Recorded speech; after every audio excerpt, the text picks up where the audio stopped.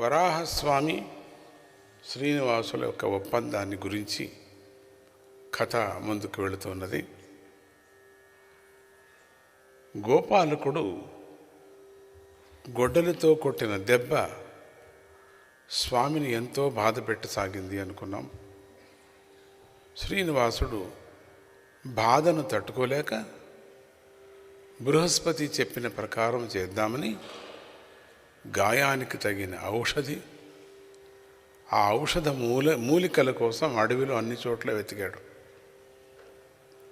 చాలా రోజులే వెతికాడు. కానీ చిత్రం, ఎందుకో ఆ దెబ్బను మాన్పగల ఒక్క మూలిక దొరకలేదు. మంట ఏమో తగ్గింది కానీ మూలిక మాత్రం దొరకలే. ఒకరోజున అలా వెతుకుతున్నటువంటి సమయంలో ఆ ప్రాంతం అదిరిపోయేలా అడుగులు వేసుకుంటూ ఒక ఆయన అటుగా వచ్చాడు. ఆ ఆకారం ఏమిటో అర్థం కానిటువంటి ఒక ఆయన. అది అరుణోదయ సమయం. ఈ సమయంలో ఇక్కడికి వచ్చేది ఎవర్రా ఇంత పొద్దునే అని శ్రీనివాసుడు చూసేసరికి ఎదురుగా వరాహస్వామి కనిపించాడు. ఆయన అప్పుడే వృషభాసురుడనే రాక్షసురుణ్ణి సంహారం చేసి వస్తున్నాడు.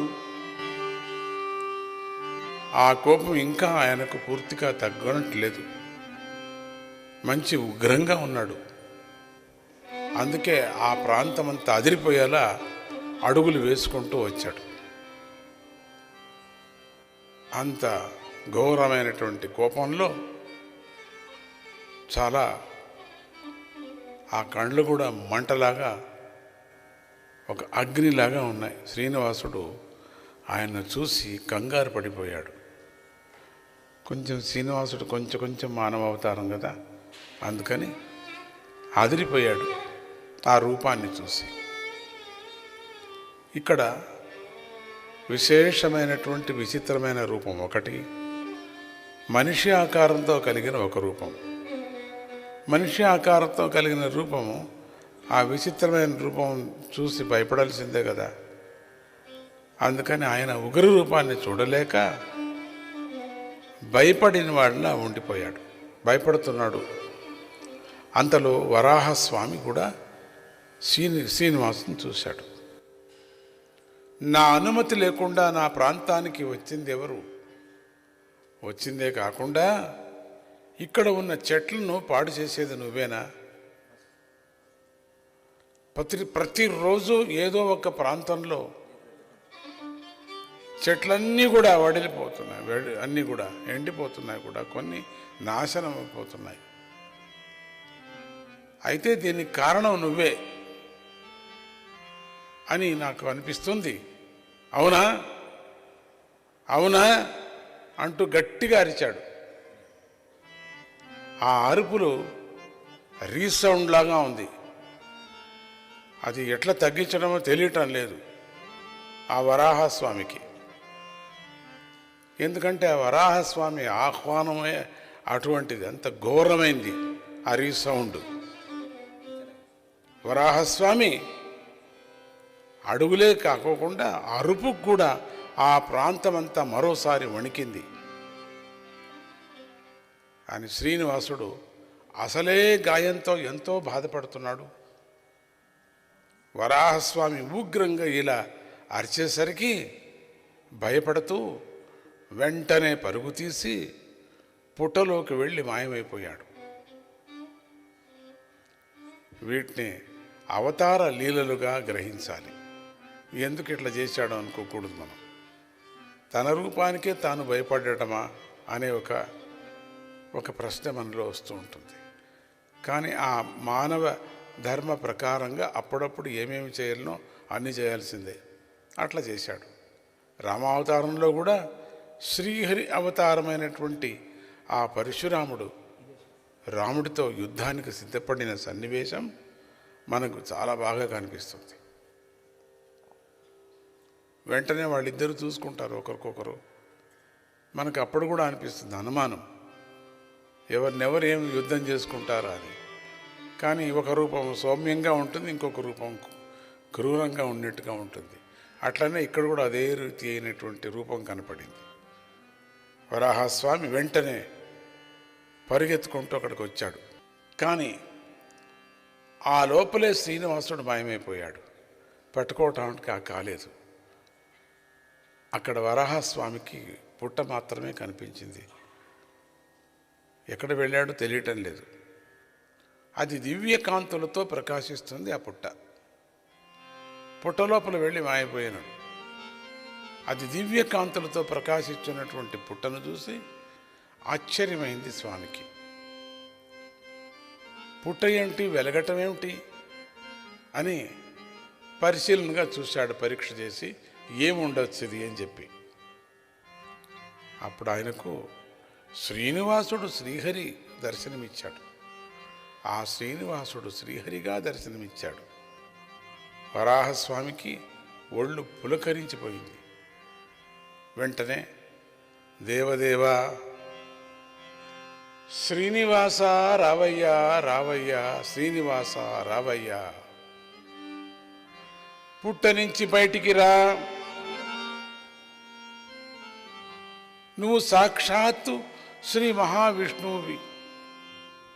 ఇక్కడ ఆ ఎనర్జీ ఒకరికొకరికి ట్రాన్స్ఫర్ అవుతూ ఉన్నది. ఈ భూమి అంతా నీదే. ఇంతసేపు వరాహస్వామి యొక్క రూపము క్రూరంగా, ఎవడ్రా వచ్చింది నా అడవిలో, ఈ మూలికలంతా నాశనం చేసింది ఎవరు, నా పర్మిషన్ లేకుండా అడవిలో వచ్చిన వాడెవడు అని ఎంటబడిన వరాహస్వామి ఉన్నట్టుండి మారిపోయాడు. మారిపోయి ఆయనకేంటి ఈయన భయపడటం తెలీదు. ఆయన వెళ్ళి పుట్టలోకి దాక్కున్నాడు. ఆ పుట్టలో దాక్కున్నటువంటి దివ్య కాంతిని, దివ్య రూప శ్రీనివాసుని చూసి వరాహస్వామి భయపడ్డాడు. ఇప్పుడు ఒకరికొకరు చూసుకోండి ఎట్లా ఉంది. వాళ్ళు ముందు ఆయన భయపడ్డాడు, తర్వాత ఈయన ఆయనకు భయపడ్డాడు. ఈ భూమి అంతా నీది అయి ఉండగా నన్ను చూసి నువ్వెందుకయ్యా భయపడుతున్నావు? అది కూడా పృథివీ వైష్ణవీ పుణ్య, పృథివీ వైష్ణవీ పుణ్య, పృథివీ విష్ణుపాలిత. ఈ పవిత్రమైన భూమి విష్ణువుకే సంబంధించింది. ఇది శ్రీ మహావిష్ణువే. మహావిష్ణువైనటువంటి నీతో ఈ భూమిని అంతా పాలించబడుతూ ఉన్నది. కాబట్టి నాకు వచ్చి దర్శనమేమయ్యా. ప్రేమతో కూడిన ఈ మాటలు విని శ్రీనివాసుడు కరిగిపోయాడు. అక్కడ స్వామిని స్తుతించాడు వరాహస్వామి. శ్రీకృష్ణ కేశవ వైకుంఠ మాధవ నరసింహాచ్యుత నారాయణ. శ్రీకృష్ణ కేశవ వైకుంఠ మాధవ నరసింహాచ్యుత నారాయణ. శ్రీకృష్ణ కేశవ వైకుంఠ మాధవ నరసింహాచ్యుత నారాయణ. శ్రీకృష్ణ కేశవ వైకుంఠ సింహాచ్యుత నారాయణ గోపీలోల గోపాల బాల గోపిలోల గోపాల బాల నరసింహాచ్యుత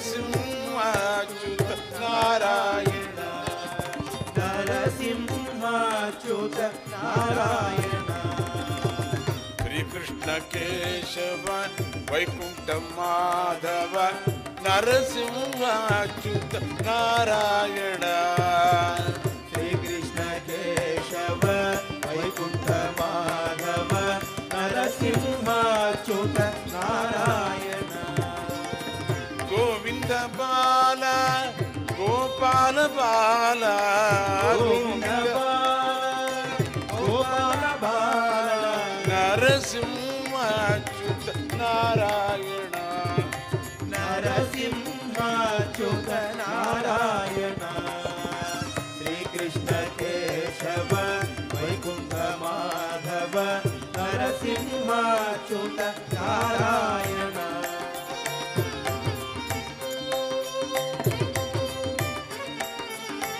దేవకి నంద వసుదేవ బాల దేవకీ నంద వసుదేవ బాల దేవకి నంద వసుదేవ బాల దేవకీ నంద వసుదేవ బాల నరసింహాచ్యుత నారాయణ నరసింహాచ్యుత నారాయణ శ్రీకృష్ణ కేశవ వైకుంఠ మాధవ నరసింహాచ్యుత నారాయణ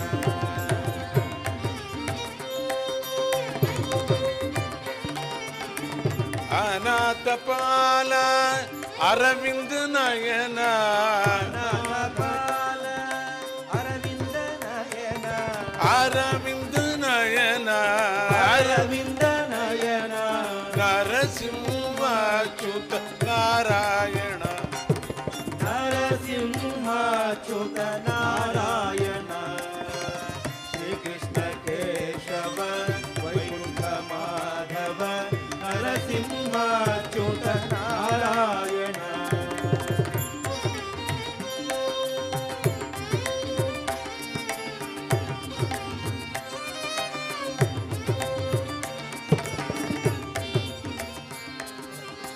సచిదానంద నిత్యానంద సచిదానంద నిత్యానంద నారాయణ. నరసింహాచ్యుత నారాయణ నారాయణ హరి నారాయణ నారాయణ హరి నారాయణ నారాయణ హరి నారాయణ శ్రీమన్నారాయణ శ్రీమన్నారాయణ ఆది నారాయణ హరి నారాయణ లక్ష్మీ నారాయణ లక్ష్మీనారాయణ నారాయణ హరి నారాయణ నారాయణ హరి నారాయణ నారాయణ హరి నారాయణ నారాయణ హరి నారాయణ శ్రీకృష్ణ కేశవ వైకుంఠ మాధవ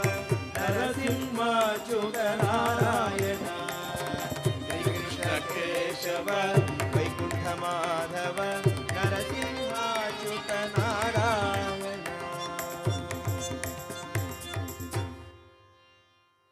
వరాహస్వామి ప్రార్థనకు కరిగిపోయి బయటికి రావయ్యా అని ఎప్పుడు పిలిచాడో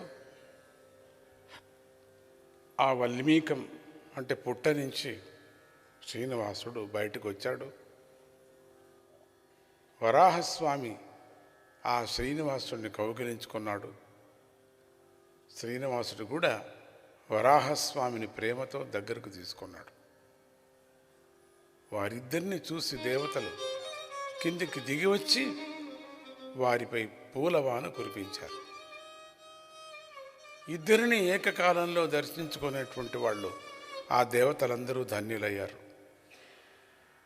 తర్వాత వారు వెళ్ళగానే వరాహస్వామి శ్రీనివాసుడితో, దేవా వైకుంఠాన్ని విడిచి ఇక్కడెందుకు వచ్చావు అని ప్రశ్నించాడు. అప్పుడు శ్రీనివాసుడు, స్వామి, భృగు మహర్షి నా వక్షస్థలం మీద తన్నాడు. దాంతో లక్ష్మికి కోపం వచ్చి నన్ను విడిచి వెళ్ళిపోయింది. నేను ఆమెను వెతుక్కుంటూ ఇక్కడికి వచ్చాను. ఇంతలో ఒక గోపాలకుడు నన్ను గొడ్డలితో కొట్టాడు. ఆ నొప్పి ఇంకా తగ్గలేదు చూడు. ఎంతో బాధ పెడుతూ ఉంది. అందుకే ఏమైనా మూలికలు దొరుకుతాయేమో అని చెప్పి ఈ అడవినంతా నేను వెతుకుతున్నాను. కానీ ఈ ప్రాంతాన్ని చూస్తున్నా, దీన్ని ఎంతెంత నేను చూస్తున్నానో చూసే కొద్దీ నేను దీన్ని విడిచిపెట్టి వెళ్ళటానికి బుద్ధి రావటం లేదు నాకు. ఎందుకో అంత శాంతిగా ఉండేటువంటి ఈ స్థలము నేను ఎక్కడ చూడలేదు. నేను ఇక్కడే ఉండాలని కూడా అనిపిస్తుంది. ఇది చాలా మహిమ గల ప్రదేశం. ఇక్కడికి ఎవరెవరు వస్తున్నారో వాళ్ళందరికీ కూడా పాపాలు భస్మమైపోతాయి. కనుక ఇది వెంకటాద్రి.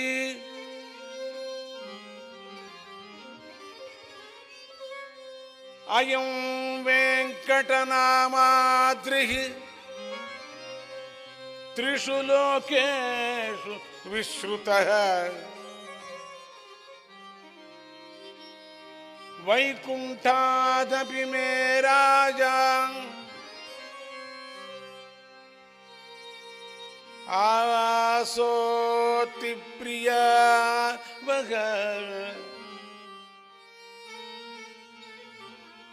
ఆవాసోతి ప్రియా వగ. అయం వెంకటనామాద్రి త్రిషు లోకేషు విశ్రుతః వైకుంఠాదపి మే రాజాన్ ఆవాసోతి ప్రియావహ. ఈ వెంకటాచలం 3 లోకాలను ఖ్యాతి గుణించింది. వైకుంఠం కంటే చాలా గొప్పదైనటువంటిది. అంతకన్నా నాకు ఈ వెంకటాచలమే అతి ప్రియమైనటువంటిది. కలియుగాంతరం వరకు ఇక్కడే ఉండాలనిపిస్తుంది. ఈ వెంకటాద్రి, వెంకటాచలం ఇక్కడే నేను ఎక్కడ కలియుగం అంతమయ్యేంత వరకు నేను ఇక్కడ ఉంటాను. కలియుగంలో ఆయన ఒక్కడే మనకు దైవము అనే ఒక నిజమైనటువంటి ఒక భావనతో మనం స్వామిని పూజించాలా. ఈ భూమిని ఉద్ధరించేవాడు నువ్వే కాబట్టి ఈ భూమి అంతా నీదే కదా. అందువల్ల నిన్నే అడుగుతున్నాను, నాకు కొద్దిగా స్థలం ఇవ్వగలవా అన్నాడు. భూమిని రక్షించిన వాడు కదా నువ్వు. నీళ్లలో మునిగిపోయినటువంటి ఈ భూమిని 3 భాగాలు నీళ్లు, 1 భాగం భూమి. ఈ భూమి కరిగిపోయేది ఎప్పుడో. నువ్వు దీన్ని తీసి పైన పెట్టేశావు పర్వతాల మీద. అందుకని ఇది ఉన్నది ఇప్పటికీ.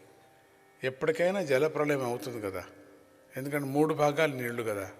అందుకని అప్పుడప్పుడు మనకు నీళ్లతో చాలా బాధగా, కష్టంగా, భయంగా ఉంటుంది. అప్పుడప్పుడు వర్షము వచ్చి ఆ నీళ్ళంతా సముద్రం ఒక్కొక్క సంవత్సరం ఒక్కొక్క నిజమైన చిన్న ద్వీపాలు మునిగిపోతూ ఉంటాయి. అక్కడక్కడ అది మాయమైపోయింది, ఇది మాయమైపోయింది, ఇది కొత్తది వచ్చింది అంటుంటారు. అందుకని దీన్ని రక్షించిన వాడు నువ్వే కదా వరాహస్వామి. అందుకని నేను ఇక్కడ ఈ స్థలమంతా చాలా అద్భుతంగా ఉంది. వైకుంఠానికన్నా చాలా బాగున్నది ఇక్కడ. నేను ఇక్కడి నుంచి వెళ్ళటానికే నాకు మనసు లేదు. కలియుగం అంతం వరకు కూడా నేను ఇక్కడే ఉండిపోతాను. కలియుగంలో జరిగేటువంటి కార్యక్రమాలన్నీ నేను చూస్తూ వాళ్ళని రక్షించుకుంటూ ఉంటాను. నాకు ఒక చిన్న స్థలం ఇవ్వగలవా అని శ్రీనివాసుడు వరాహస్వామిని బతిమాలాడు. దానికి వరాహస్వామి, ఇంకా చూడండి, వీళ్ళ మాయలు, అప్పుడప్పుడు మాయలు జరుగుతుంటాయి.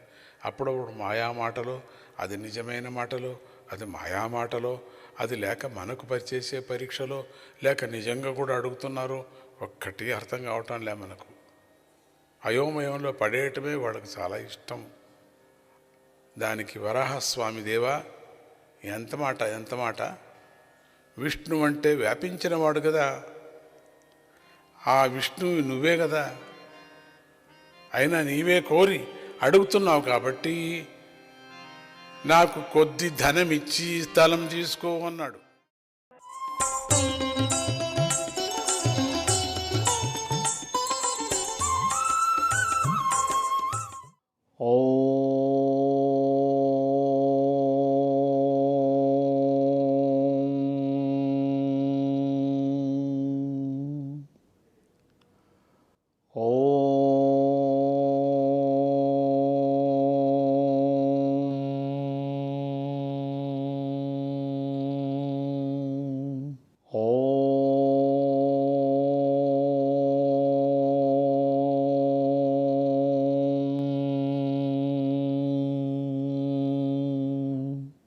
గణానాం త్వా గణపతిగుం హవామహే కవిం కవీనాముపమస్రవస్తమం జ్యేష్ఠరాజం బ్రహ్మణాం బ్రహ్మణస్పత ఆనశృణ్వన్నోతిభిస్సీదసాదనం. ఓం శ్రీ మహాగణాధిపతయే నమః. ఓం శ్రీ గురుభ్యో నమః. భౌగోళికంగా ఉన్న భారతదేశ సోదరి సోదరిమణులకు, ప్రత్యేకించి తెలుగు జీవులకు హృదయపూర్వకమైన శుభాకాంక్షలు. మన జాతి, మన దేశం, మన రాష్ట్రాలు, తెలంగాణ రాష్ట్రం, ఆంధ్రప్రదేశ్ రాష్ట్రం కూడా సుభిక్షంగా ఉండాలని, సురక్షితంగా ఉండాలని, ప్రత్యేకించి ఆశ్రితులైన ప్రజలందరూ కూడా యోగక్షేమాలతో ఉండాలని గురు పరంపరను ప్రార్థన చేస్తూ మనం గణపతి తత్వం గురించి చెప్పుకునే ప్రయత్నం చేద్దాం. గణపతి అంటే వినాయకుడు, విఘ్నేశ్వరుడు మనకు తెలుసు. గణాలకు అధిపతి గణపతి. మన భారతీయ సంప్రదాయంలో నిత్యము మనం చేసే క్రతువులలో గణపతి ఆరాధన, గణపతి పూజ అనేవి ప్రాముఖ్యం వహిస్తుంటాయి. వేదకాలం నుంచి కూడా నేటి వరకు కూడా ఈ గణపతి ఆరాధన అనేది మనకి అనుష్యూతంగా వస్తున్న ఒక విశిష్టమైన క్రతువుగా మనం భావన చేస్తూ ఉంటాం. గణపతి పూజ కేవలం గణపతి నవరాత్రుల్లో మాత్రమే కాకుండా, భాద్రపద మాసంలో వచ్చే గణపతి ఉత్సవాలే కాకుండా సంవత్సరాంతం వరకు కూడా ప్రతినిత్యము కూడా ఈ పూజను ఆచరించే సంప్రదాయం కొన్ని వేల కుటుంబాలలో సుప్రతిష్టమై ఉన్నది. కేవలము మన భారతదేశంలో కాకుండా విదేశాలలో నేడు నివాసం ఉంటున్న మన భారతీయులు కొన్ని వందల కుటుంబాలు గణపతి పూజను నిత్యము ఆచరిస్తూ ఉంటారు. మనకు చెబుతూ ఉంటారు, అడుగుతూ ఉంటారు, ఏం చేయాలి మాస్టర్ గారు గణపతి పూజ అని చెప్పి. దేవతలకు ఆద్యుడు గణపతిగా మనకి పూర్వులు మనం చెప్పు ఉన్నారు. గణపతి ఆరాధన లేకుండా మనకి ఏ క్రతువు, ఏ వ్రతము కూడా మనకి ప్రారంభం కాదు. ఏదైనా ప్రారంభం అవ్వాలంటే ముందు మనం గణపతి యొక్క అనుమతిని, అనుజ్ఞని పొందాలన్నమాట. అంత మహాతత్వము, మహాశక్తి గణపతి. గణపతి అంటే కేవలం రూపానికే పరిమితం అనుకోకూడదు మనం. రూపానికి, నామానికి అతీతమైనది, అంతర్యామపరంగా ఉండేదాన్ని తత్వము అంటాం మనం. తత్వము అన్నది ఒక మహత్తరమైన పదము. పదము అంటే పదము అనే అర్థం కూడా ఉంది, మార్గము అని. ఈ మహాగణపతి తత్వాన్ని మనం అవగాహన చేసుకుంటే ప్రథమంగా మనకి ఆనందం కలుగుతుంది. అవగాహన మనలో పెరగడం వల్ల మనకి అనుభూతి కలుగుతూ ఉంటుంది. అవగాహనతో మనం చేసే పూజలు కానీ, వ్రతాలు కానీ, క్రతువులు కానీ, అభిషేకాలు కానీ, హోమాలు కానీ అవి మనకి కేవలము సత్ఫలితాలు ఇవ్వడమే కాకుండా ఎంతో అమితమైన ఆనందాన్ని మనకి ఇస్తూ ఉంటాయి. కనుకనే మన పెద్దలు, పూర్వులు, ప్రాచీన శాస్త్రజ్ఞులు అంటే ఋషులు అన్నమాట, సైంటిస్టులు మనం ఋషులు అంటాం మన పరిభాషలో. దర్శించి మనకి ప్రసాదించిన వాళ్ళు ఋషులు అన్నమాట, శాస్త్ర విజ్ఞానంలాగే. కాబట్టి మనకి పూజలలో ఉన్న ఆంతర్యం కానీ, మంత్రాల యొక్క అర్థం కానీ, పరమార్థం కానీ మనం ఎరిగి మనం అనుష్ఠానం చేసామనుకోండి, ఆ క్షణంలో అప్రయత్నంగా మనం ఆనందంగా ఉంటూ ఉంటాం. ఓ పూజకి కానీ, ఒక వ్రతానికి కానీ, ఒక క్రతువుకి కానీ కేవలము శుభంకరమైన ఫలితాలు మాత్రమే కాకుండా అవి పూజాతులు మనకు ఆనందాన్ని ఇవ్వాలి, సంతోషాన్ని ఇవ్వాలి, ఉత్సాహాన్ని ఇవ్వాలి, ప్రశాంతతని ఇవ్వాలి. వాటిని పొందడం కోసమే మనం పూజాదికాలు నిర్వహిస్తున్నాం అని చెప్పి మనం గుర్తుండాలి. కేవలం ఇచ్చేస్తే అది వస్తుంది, ఇన్నిసార్లు మనం ప్రదక్షిణ చేస్తే అది వస్తుంది, మొక్కుండి అదే వస్తుంది, అవన్నీ కూడా సమంజసమే, సత్యప్రమాణాలుగా మనం భావన చేస్తూ ఉంటాం. మన మార్గంలో ఎవరిని ఆక్షేపణ చేయం, చెన్నుచూపు ఉండదు. అది పరమగురుల మార్గం, ప్రాచీన ఋషుల మార్గం. చెన్నుచూపు అన్నది ఉంటే మనం తగ్గించుకోవాలి. విశాల దృక్పథం మనలో ఉండాలి. సాధకులకు కానీ, భక్తులకు కానీ, సేవకులకు కానీ, సంఘ సంస్కృతులకు కానీ, నాయకులకు కానీ, మంత్రులకు కానీ, అధికారులకు కానీ విశాల దృక్పథం ఎప్పుడైతే ఏర్పడుతుందో అప్పుడు వారి ద్వారా సమాజహితం జరుగుతూ ఉంటుంది. సంకుచిత దృక్పథం ఉన్న వాళ్ళ ద్వారా సమాజానికి తక్కువ మేలు జరుగుతూ ఉంటుంది. విశాల హృదయము, విశాల దృక్పథము, విశాల భావనలు, విశాలమైన దృష్టి, ఇవి మనం అలవరుచుకుందాము కాక కేవలము నాది, నేను, నా కుటుంబము లేదా నా ఊరు, నా రాష్ట్రం అని కాకుండా మన యొక్క దృష్టిలో విశాలత, మనకి వైశాల్యం పెరగాలన్నమాట. అప్పుడు మనం ఆనందంగా ఉంటాం. కేవలం నేను, నాది, నా సోదా అంటే నా వ్యధ మిగులుతుందన్నమాట. మన గురించి మనం పట్టించుకోవాలి, అదేవిధంగా ఇతరుల గురించి కూడా మనం పట్టించుకుంటూ ఉండాలి. పట్టించుకోవడం అంటే ఇతరుల మాటలను పట్టించుకోవడం కాదు, ఇతరుల యొక్క యోగక్షేమాన్ని పట్టించుకోవడం, ఇతరుల యొక్క బాగోగుం చూడడం. ఇతరుల యొక్క క్షేమాన్ని కోరి జీవించే వాళ్ళు ఎప్పుడు క్షేమంగా ఉంటారన్నది శాశ్వత సత్యము, ప్రకృతి సత్యము, యుగయుగము నుంచి కూడా మనకు వస్తున్న సత్యము. కేవలము తాను తన కుటుంబము అని గుర్తున్న వాళ్ళు అది స్వార్థం కాకపోయినప్పటికీ, స్వార్థమైనప్పటికీ వాళ్ళ ముఖంలో వికాసము మనకు కనబడదు, ఆనందం మనకు కలుగుతూ ఉంటుంది. గమనించండి జాగ్రత్తగా. పనుల కోసం జీవించేవాళ్ళు, పనుల కోసం పనిచేసేవాళ్ళు, వాళ్ళు ఎప్పుడు కూడా ఆనందంగా ఉంటారు. వాళ్ళ కన్నులలో మనకు ఆనందం గోచరిస్తూ ఉంటుంది. ఒక తల్లి పాత్ర, ఒక తల్లి చూడండి తన పిల్లల పట్ల సమాన దృష్టితో ప్రవర్తిస్తూ ఉంటుంది, సమత్వంతో ప్రవర్తిస్తుంటుంది. ఆ తల్లికి పిల్లల పట్ల భేదబుద్ధి ఉండదు, భేదభావం ఉండదు. పొరపాటు చేసినా సరే ఆ తల్లి క్షమిస్తూ ఉంటుంది, సహిస్తూ ఉంటుంది. ఆ సహనం, క్షమ అలవరుచుకున్న వాళ్ళు విశాల హృదయులు అని అర్థం. మనకి దయగల మానవులు అని అర్థం.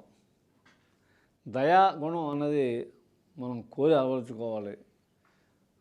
అది అలవాలంటే మనకి ఏం చేయాలంటే మనకి గణపతి తత్వం అవగాహన చేసుకోవాలి. గణపతి మంత్రం మనకు ఉన్నది, అందరికీ వచ్చిందే. ఓం గం గణపతయే నమః, ఓం గం గణపతయే నమః, ఓం గం గణపతయే నమః, ఓం గం గణపతయే నమః. వినడానికి సులభంగా సరళంగా ఉంది, కానీ ఇది అష్టాక్షరీ మంత్రము. సామాన్యంగా మనకి అష్టాక్షరి మంత్రం అంటే మనకి ఏంటంటే ఓం నమో నారాయణాయ. ఇదే మన ప్రపంచంలో భౌగోళికంగా అష్టాక్షరి మంత్రంగా మనకి కీర్తించబడుతూ ఉంటుంది, గుర్తించబడుతూ ఉంటుంది. ఓం నమో నారాయణాయ అష్టాక్షరి మంత్రంగా మనకి వినబడుతూ ఉంటుంది. ఆ స్వామి యొక్క నామం వింటుంటే మనకు లోపల ఉత్తేజం, ఉత్సాహం కలుగుతూ ఉంటాయి, ప్రశాంతత కలుగుతూ ఉంటుంది. అదే ప్రశాంతత, అదే రక్షణ మనకు కలిగేది ఓం గం గణపతయే నమః. విశిష్టమైన మంత్రము, అరుదైన మంత్రము. యాంత్రికంగా ఓం గం గణపతయే నమః కాదు, మాంత్రికముగా మనం చేసే మంత్రాలను మనం శ్రద్ధాభక్తులతో ఉత్తరిస్తూ ఉండాలి, వింటూ ఉండాలని ఎప్పుడు చెబుతూ ఉంటానండి సాధన కార్యక్రమంలో. ఎందుకు మాకు మా గురుదేవులు మాస్టర్ ఎక్కిల లక్ష్మీదేవి గారు చెప్పారు మాకు. మంత్రాన్ని వినడమే కాదు, మంత్రం అనడమే కాదు, వింటూ ఉండాలి సుమా అని ఉపదేశించారు. అదొక ఉపదేశం. మంత్రోపదేశమే కాదు, మంత్రం ఉపదేశించడం కాకుండా మంత్రోపదేశంలో మరొక ఉపదేశం ఏంటంటే మంత్రాన్ని అంటూ వింటూ ఉండండి, ప్రణవాన్ని అంటూ వింటూ ఉండండి, స్తోత్రాలని అంటూ వింటూ ఉండండి, సూక్తాలని అంటూ వింటూ ఉండండి. అంటూ వింటూ ఉంటుంటే మనకి అందులో మనకి ఒక రకమైన అవగాహన పెరుగుతుంది, మనకి ఉచ్చారణ బాగుంటుంది, శ్రద్ధాభక్తులు మనలో ఉత్పన్నమవుతాయి. అందుకు మనం మంత్రాన్ని అంటూ వింటూ ఉండాలి.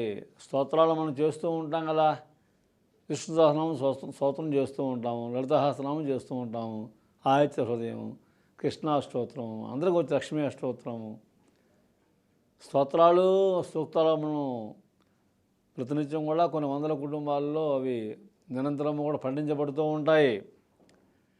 ఏ గృహంలో లేదా ఏ ఆశ్రమంలో లేదా ఏ దేవాలయంలో మంత్రాధిపట్నం ఉంటుందో అక్కడ తప్పనిసరిగా మనకి వాతావరణం ప్రశాంతంగా ఉంటుంది.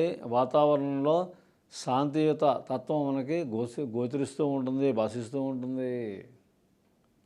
చూడండి, మనకి ఏడుకొండల అనే స్వామి ఆలయంలో నిరంతరము పూజలుగా జరుగుతూ ఉంటాయి, స్తోత్రాలు జరుగుతూ ఉంటాయి, అర్చనలు జరుగుతూ ఉంటాయి, అభిషేకాలు జరుగుతుంటాయి. కాబట్టే మనకి ఆ క్షేత్రం యొక్క బలము అంత మహత్తరమైనది. ఆ దేవుని యొక్క మహిమ అంతా ఏతావానస్య మహిమ, ఏతావాన్ అస్య మహిమ, తన మహిమ తనకే తెలియదట. అంత మహిమాన్వితమైన వాడు భగవంతుడు లేదా దేవుడు లేదా ఈశ్వరుడు లేదా అధిపతి పరమేశ్వరుడు.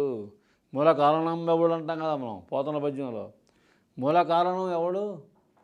ఆ మూల కారణంతో మనకు ముడిపడాలి అంటే, అనుసంధానం చెందాలంటే మనం ఏ మంత్రాన్ని ఉచ్చరిస్తున్నామో ఆ మంత్రాన్ని వినడం వల్ల ఆ మంత్రాయ దేవతతో మనకి సాన్నిహిత్యం లభించే అవకాశం కూడా ఉండదని చెప్పుకుంటున్నాం. అది వరంగా మనకి సిద్ధిగా మనకి లభిస్తూ ఉంటుంది.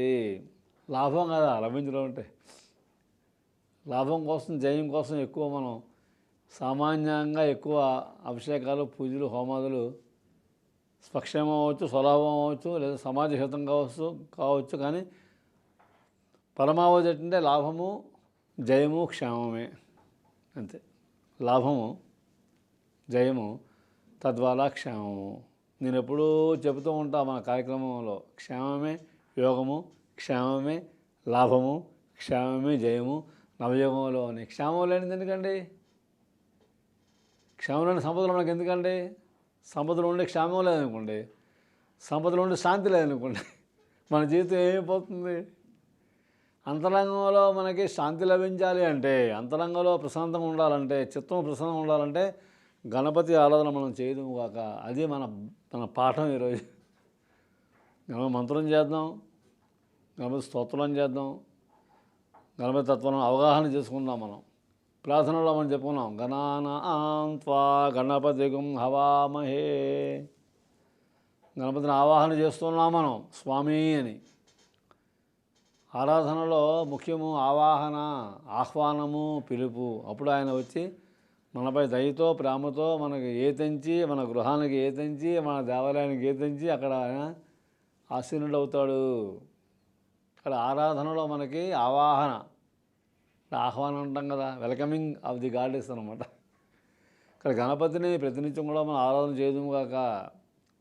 గణపతి హోమం చేయలేకపోవచ్చు, స్తోత్రం లేకపోవచ్చు. అప్పుడు సులభంగా ఓం గం గణపతయే నమః అని కనీసం ఒక 5 సార్లు లేదా 12 సార్లు మన మంత్రాన్ని పఠించి విన్నామనుకోండి. అట్లా అభ్యాసం చేస్తూ ఉంటే ఒక 3-4 మాసాలలో దాని యొక్క రుచి మనకు తెలుస్తుంది. గుర్తుపెట్టుకోండి, మంత్రం యొక్క రుచి మనకు తెలియను కాక, మంత్రాయ దేవత యొక్క ప్రసన్నత మనకు కలుగును కాక, మంత్రశుద్ధి మనకు కలుగును కాక, మంత్రసిద్ధి మనకు లభించును కాక. ఇది కూడా మనకు గుర్తుండాలి. ఏదో చేసేయడం కాదు, ఏదో మాట్లాడేస్తున్నట్టుగా మంత్రాలు చేసేయడం కాదు, స్తోత్రాలు చేసేయడం కాదు. అత్యంత శ్రద్ధాభక్తులతో మనం చేసే స్తోత్రాలు ఉండాలండి. మనం స్తోత్రం చేస్తుంటే, మంత్రం చేస్తుంటే ఆ మంత్రాయ దేవత సంతోషించి ఆ సాన్నిధ్యాన్ని మనకి కల్పించాలి కదండి. దేవత సాన్నిధ్యం చాలా మన ప్రధానమైన గుర్తుండాలి మనకి. ఏ మంత్రాన్ని జపిస్తున్నామో, ఏ స్తోత్రాన్ని మనం చేస్తున్నామో, ఏ సూక్తాలను మనం పఠిస్తున్నామో తత్సంబంధమైన దేవతతో మనకి సత్సంబంధం కలగాలి కదా. ఆ దేవత యొక్క అనుగ్రహం మనకు లభించాలి కదా.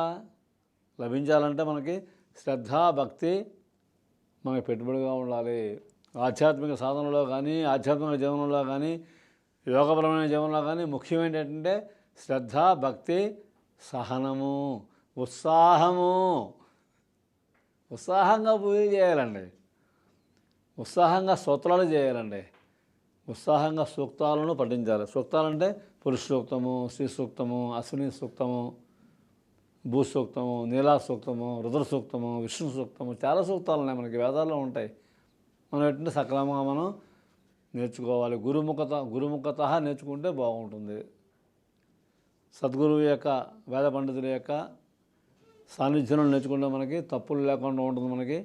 వాళ్ళు మనకి చక్కగా మనకి నేర్పుతారు. మనకి కేవలం మన టేబుల్ కాడ వినేసి టీవీ చూసి నేర్చుకోవడం కాకుండా ఒక గురుముఖత, ముఖాముఖి అంటాం కదా, ముఖాముఖి మనం నేర్చుకుంటే ఆ స్వరం వేరు, ఆ శబ్దం వేరు, ఆ అర్థం వేరు, ఆ ఆనందం వేరు, ఆ సాంప్రదాయం వేరు. మన సాంప్రదాయంలో అత్యున్నతమైనది ఏంటంటే గురు శిష్య సంబంధము, గురు శిష్య సాంప్రదాయము. అది సనాతనమైనది, ప్రాచీనమైనది, వర్తమానమైనది, శాశ్వతమైనది. దేవుడు జీవుడు సంబంధంలాగే గురు శిష్య సంప్రదాయము. ఆ సంప్రదాయం ఏంటంటే దైవ సాన్నిధ్యము, దివ్యజ్ఞానము ప్రధానంగా మనం గోచరిస్తుంటాయి. అలాంటి దివ్యజ్ఞానం మనం గోచరించాలంటే మళ్ళీ మనకి గణపతి ఆరాధన, గణపతి పూజే. ఏ గృహంలో నిత్యము గణపతి ఆరాధన జరుగుతుంటుందో ఆ గృహంలో విఘ్నాలు మనకి కలిగిన విఘ్నాలు మనకి తొలగిపోతూ ఉంటాయి. విఘ్నాలకు అధిపతి ఆయనే, విఘ్నాలు కల్పించేవాడు ఆయనే, విఘ్నాలు తొలగించేవాడు ఆయనే గణపతి. అదే రకం గణపతి అథర్వ ఉపనిషత్తు మనకు ఉంది. అథర్వ శీర్షోపనిషత్తు వేదపరమైనది, మహత్తరంగా ఉంటుంది. అది కూడా మనం అభ్యాసం చేయవచ్చు.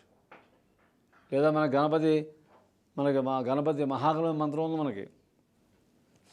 ఓం శ్రీం హ్రీం క్లీం గ్లౌం గం గణపతయే వరవరద సర్వజనం మే వశమానయ స్వాహా.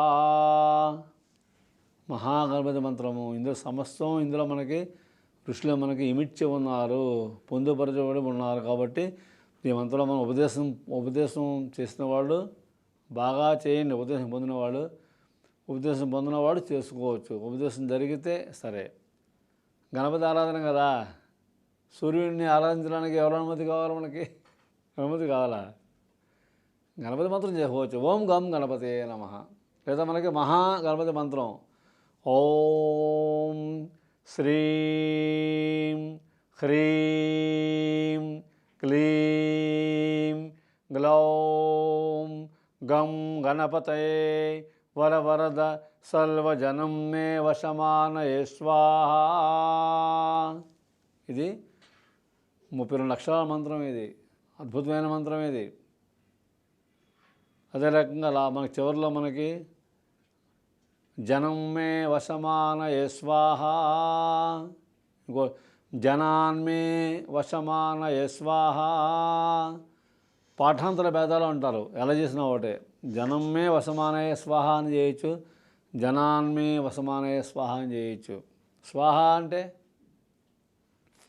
స్వాహ చేయడం కాదు, స్వాహ చేయడం మొత్తం వింటున్న పత్రికలు. అది ఆస్వాహ కాదు. స్వాహ అంటే ఆహా, చక్కగా ఆవాహనిస్తున్నాను, చక్కగా ఆవాహిస్తున్నాను, చక్కగా ఆహ్వానిస్తున్నాను. ఆహా, దేవతలంత శ్రద్ధగా భక్తిగా మనం ఆహ్వానించాలండి.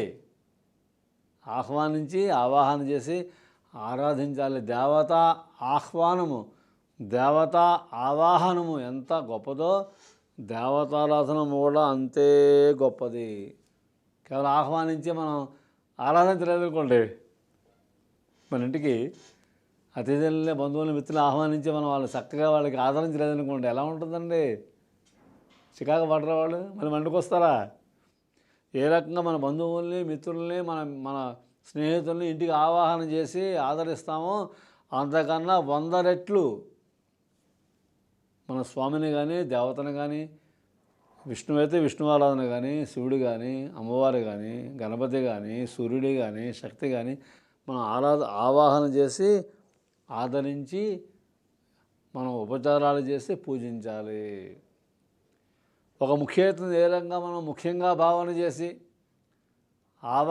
ఆహ్వానించి ఆయన వెళ్ళే వరకు ఎంత మనం అనుకువగా వినయంగా ఉండి సపయలు చేస్తూ ఉంటామో, సేవలు చేస్తూ ఉంటామో, ఎంత పట్టించుకుంటూ ఉంటామో ఒక ముఖ్య అతిథిని, ఒక మానవుడిని, ఒక మంత్రి గారిని, లేదా ముఖ్యమంత్రి గారిని, లేదా ఒక డిస్ట్రిక్ట్ కలెక్టర్ గారిని, కమిషనర్ గారిని, లేదా ముఖ్య అతిథిని మనం పిలుస్తున్న ఉత్సవాలకి ఎంత మనం శ్రద్ధాభక్తులతో ఉంటామో, విధేయులుగా ఉంటామో, అంతకన్నా వేరెట్లు విధేయంగా దేవతల పట్ల దేవుడి పట్ల మనం మెలుగుదుముగాక. ఆ మెలగడంలో మనం జీవితం మనకి వెలుగుమయంగా మారుతుంది. ఎంతో పరిణితి చెందాం. దేవతారాధనలో మనకి శ్రద్ధ భక్తి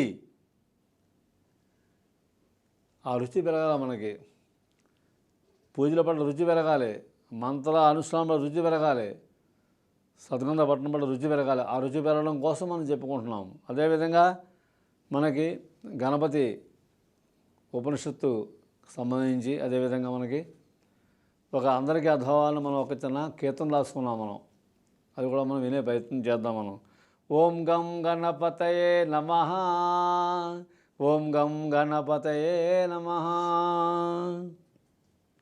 ఆపదలకు గురి కాకుండుటకు విఘ్నములను కల్పించదవీవు, ఆపదలకు గురి కాకుండుటకు విఘ్నములను కల్పించదవీవు, విజయములను చేకూర్చుటకు విఘ్నములను తొలగించును నీవు. అది చూడండి స్వామి యొక్క మహిమ. ఆపదలు కలగకుండా ఉండడానికి మనకి విఘ్నం కల్పిస్తుంటూ ఉంటాడట. ఆపదలను తొలగించడానికి విజయాలను చేకూర్చడానికి కూడా ఆయన విఘ్నాలను తొలగిస్తూ ఉంటాడట. ఎంత దయామయుడు! అది విఘ్నేశ్వరుడని పేరు. విఘ్నాలను కల్పించేవాడు ఆయనే, విఘ్నాలను తొలగించేవాడు ఆయనే, విజయాలను కల్పించేవాడు ఆయనే. అరిష్టములను హరించును నీవు, అష్టైశ్వర్యములిచ్చును నీవు, అరిష్టములు హరించును నీవు, అష్టైశ్వర్యములిచ్చును నీవు, మనసును లగ్నము చేయును నీవు, దేవతలందరి ఆజుడవీవు. మనకి మనస్సును లగ్నం చేయాలంటే ఎవరు? మనకి అది దేవత వినాయకుడే, విఘ్నేశ్వరుడే. మనసు లగ్నం కాదుగా మనకి, అటు ఇటు పరిగెడుతుంటుంది కదా. గణపతి ఆరాధన మనకి మనస్సును లగ్నం చేసే ప్రక్రియ మనకి సులభంగా జరుగుతుందని చెప్తున్నారు. అరిష్టములు హరించును నీవు, అరిష్టాలు మనకైనా కలుగుతుంటాయి కదా, హరించేస్తాడు. అష్టసిద్ధులు మనకి కల్పిస్తూ ఉంటాడు గణపతి. బ్రహ్మవు విష్ణువు రుద్రుడు నీవు, సూర్యుడు చంద్రుడు ఇంద్రుడు నీవు, బ్రహ్మవు విష్ణువు రుద్రుడు నీవు, సూర్యుడు చంద్రుడు ఇంద్రుడు నీవు, అనలము అనిలము అవనివి నీవు, అనలము అనిలము అవనివి నీవు, గగనము జలమును దిక్కులు నీవు. ఓం గం గణపతయే నమః, ఓం గం గణపతయే నమః. పంచభూతాలు నీవే అట. అంటే ఆకాశము, జలము, అగ్ని, వాయువు, పృథివీ అవి నీవే. అదే రకంగా సృష్టి త్రిమూర్తులు, సృష్టికారకుడైన బ్రహ్మవు నీవు, స్థితికారకుడైన విష్ణువు నీవు, లయకారకుడైన రుద్రుడవు నీవు, సూర్యుడవు నీవు, చంద్రుడవు నీవు, ఇంద్రుడవు నీవు.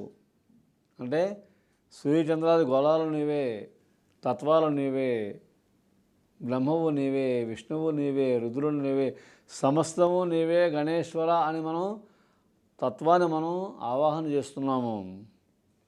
అదేవిధంగా సృష్టికి స్థితికి లయకారకుడవు,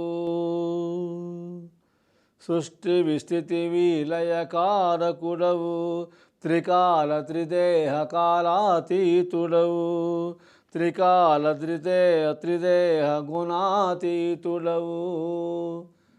గుణములకు అతీతులు నువ్వు, త్రికాలాలకు అతీతుడవు, దేహత్రయాతీతుడవు అంటే సమస్తము నీవే స్వామి అని చెప్పుకుంటున్నాము.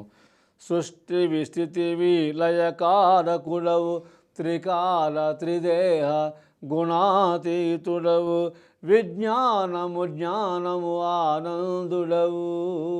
విజ్ఞానము నీవే, జ్ఞానము నీవే, ఆనందము నీవే. ఋతమును సత్యము వాక్కువు నీవు. ఉపనిషత్తులో ఉంది, ఋతం వచ్మి సత్యం వచ్మి త్వం వాంగ్మయః త్వం చిన్మయః త్వం ఆనందమయః త్వం జ్ఞానమయో విజ్ఞానమయోసి అంటుంది మనకి. ఇది గణపతి అథర్వ శీర్షోపనిషత్తు. అందులో వాక్యాలు మనం చెప్పుకుంటున్నాము. శుభములను సౌభాగ్యమును సంపదలు వైరాగ్యమును, శుభములను సౌభాగ్యమును సంపదలు వైరాగ్యమును. శుభాలు కలగాలంటే, శుభంకర సన్నివేశాలు మనకి జీవితంలో ఉత్పన్నం కావాలంటే, శుభ సందర్భాలు మనకు కల్పించబడాలంటే, సౌభాగ్యం మనకి కావాలి అంటే, సంపదలు కావాలి అంటే, మనకి వైరాగ్యం కావాలి అంటే మనకి గణపతి ఆరాధన చేయాలి. పరిణామమున పరిపూర్ణతను మహాగణపతి మంత్రమొసగును. పరిణామమున పరిపూర్ణతను మహాగణపతి మంత్రమొసగును. ఇది ముఖ్యమైన విషయం అండి. ఇది పరిణామక్రమంలో మనం సాధనలో ఎక్కడ ఆగిపోయామో మనకు తెలీదు. పరిణామక్రమంలో ఎక్కడ ఆగిపోయామో మనకు తెలియదు కదా. అలాంటి సందర్భంలో సన్నివేశంలో మనకి మహాగణపతి మంత్రాన్ని మనం ఉపాసన చేస్తే, గణపతి ఆరాధన చేస్తే, గణపతి పూజ చేస్తే పరిణామ క్రమంలో ఆగిపోయిన దగ్గర నుంచి మనకి పరిణిత మొదలవుతుంది, పురోభివృద్ధి మనకు కలుగుతుంది. ఇది మహత్తరమైన విషయంగా మనకి గణపతి ఆరాధనలో తెలుసుకుందాము కాక సామాన్యంగా మనకు తెలియదండి ఎక్కడ ఆగిపోయాము మన జీవితంలో. అక్కడ మనకి ప్రారంభం కలిగించి ధైర్యం కలిగిస్తాడు. అలాంటి మహాగణపతి యొక్క అనుగ్రహం మనకు కలగాలని చెప్పి ప్రార్థన చేస్తూ, లోకా సమస్తా సుఖినో భవంతు, లోకా సమస్తా సుఖినో భవంతు, లోకా సమస్తా సుఖినో భవంతు. ఓం శాంతి శాంతి శాంతి.